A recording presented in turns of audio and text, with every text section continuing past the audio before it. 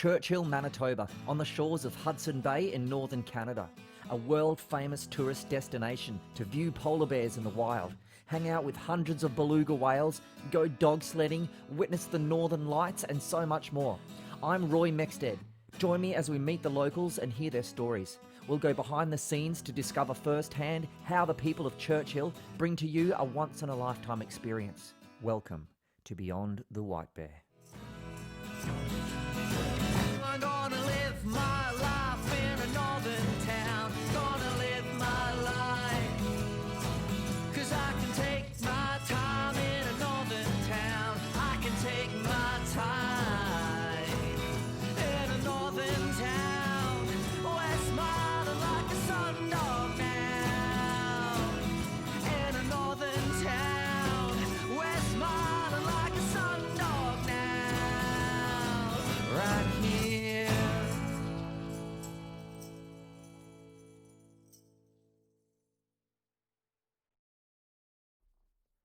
I tend to see the positives in any situation, but let's face it, these are trying times. COVID-19 has turned the world upside down, and this little town has not escaped its effects. There's been no cases in Churchill, but our town relies heavily on domestic and international tourists. If you'd like to visit us in the near future, it is possible, but I'd point you to the town of Churchill's website to stay up to date with restrictions in place. Rest assured that businesses and tourism operators have strict protocols in place to keep visitors safe. We want to see you and all your friends if and when it's safe. So if we can't see you soon, enjoy this video series, share it around, keep Churchill on the map and your bucket list for next time down the track.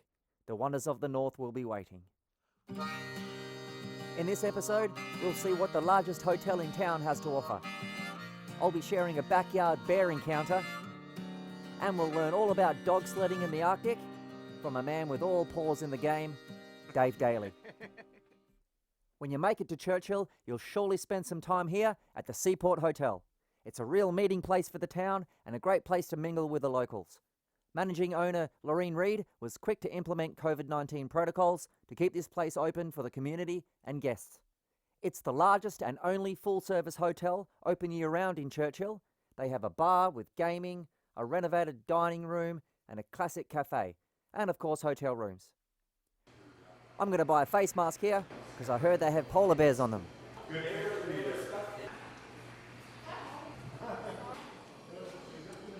Thank you, Kelly. Here in the cafe, there's a great atmosphere, the staff are great. Thank you. And there's an attention to detail. There's nothing on the table here for me and others to touch. And the food is always great. Ooh, thank you. You'll get all their information on the website or give them a call for a chat. They'll pick you up from the airport and make you feel right at home. Right, I've got a bear story for you. I was going to jump in the shower when I noticed a backyard intruder sniffing around the grey water pipe. Is he a brown bear? Around here there's not just polar bears, there's black bears, grizzly bears, brown bears, cinnamon bears, good bears, bad bears. He looks kind of brown. Could be a brownie coloured black bear? It was a good opportunity to show the dog what he's allowed to bark at. Yeah. Definitely a black bear. He showed his face as he wandered around the neighbour's house. We ran over to warn Greg, who was working outside, so he jumped up on the roof as the bear wandered off. Dog sledding has played an important role in Churchill and Manitoba's history. It was the easiest way to get around these vast lands.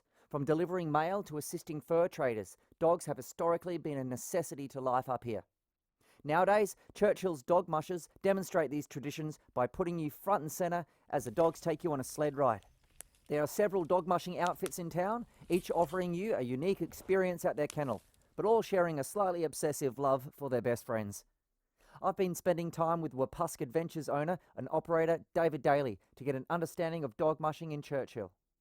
Book with Wapusk Adventures at Wapusk's General Store in town. Dave built it by hand. The log building. That's the part about having fun about building a log building, and it's a labor of love. In the store, you'll find the perfect gift or memento to take home and show off as you brag about your Arctic vacation. He'll take you to his cabin and kennel nestled in the boreal forest for your adventure. He's a sled dog man, yeah, you know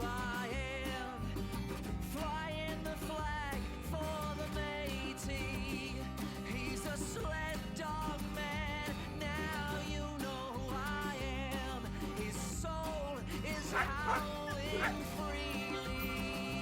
He's a sled dog man, yeah, you know who I am. We sing his song.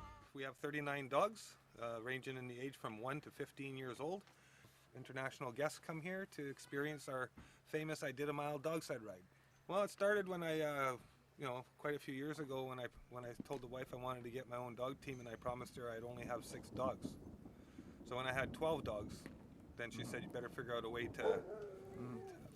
to feed them. So we started doing dog sled rides, and that's what it's grown into today. It's been pretty hot and pretty buggy. So I hear the thunder and the lightning. So that'll kill off the bulldogs, and we're gonna have a few nice days without any of them buggers around. We're a year-round operation now. I'm retired from being an aircraft mechanic, and it's my biggest joy is being here every day. So we do the I Did a Mile dog sled ride on carts in the summer. We try not to do too much during the summer because it's too hot for the dogs. And then in the fall, in October, November, that's when we do a bulk of our business, when the polar bears viewers come here. After Christmas, we're into Northern Lights season, so we do a lot of Northern Lights stuff, a lot of winter dog sledding, a lot of training to train for the Hudson Bay Quest dog sled race that we go in every year.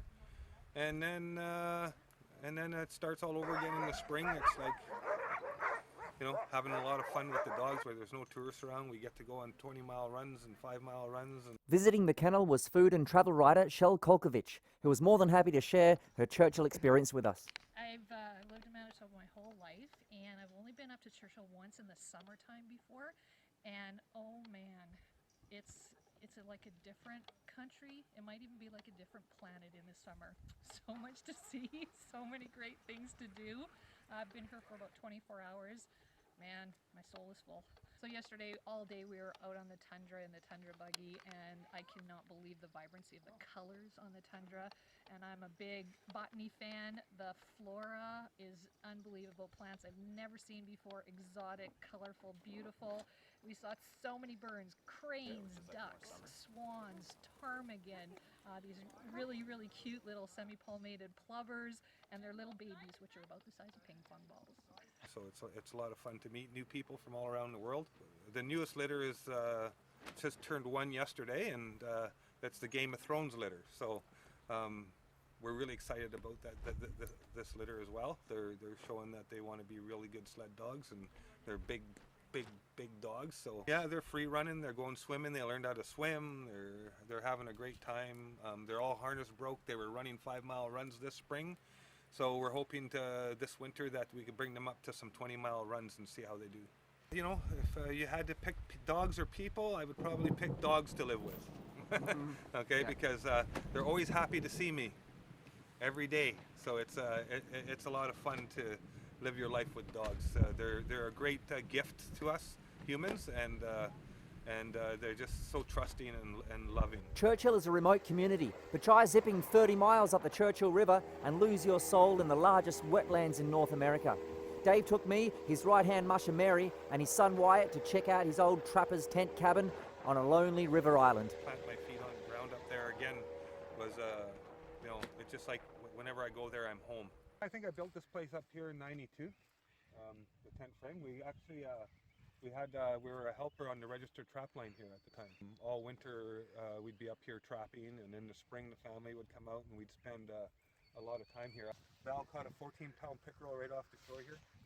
We always set our net before we went home, and we'd go home with like 100 pounds of fish. We used to feed our dog team from here, right at that island over there, the tip of that island, Long Island. I used to set my sucker nets over there, and I used to fill 5 freezers with suckers every spring. It's fond memories to know everything we used to do here. Like, it's a beautiful spot. So we want to start reutilizing it again. We want to start using it for like berry picking. There's wild strawberries here. There's blueberries and tons of currants and everything else. So we've decided as a family we're going to start to try to use this area again. I was just a baby when we used to come up here. It's nice to be back. It's such a magic place here. It's so green and beautiful now too. We share it with international guests, and we share it with people from all over the world. Like Mary's from France, and she's been with me for 3 years now, learning the craft of being a dog musher and living your life with dogs. And and my son, you know, to Wyatt, handing it off to him as well. So the trick to having a teepee fire is that it has to be hot for the smoke to rise, right? Because the heat has to help the smoke rise out of the teepee. We don't have a crystal ball to see where we're going to be in a few years from now, but I know that we're going to be here. We're going to be, you know, waiting for our international guests to be able to come and see us again, and we're excited for the future. We're using the COVID time to get lots of projects done, get lots of things done so that we're hit the ground running once the borders are all lifted again and they find a vaccine for this coronavirus. We're really excited about the future, and being with these dogs every day, it's just like, it's the best job in the world. Oh, there we go! Run!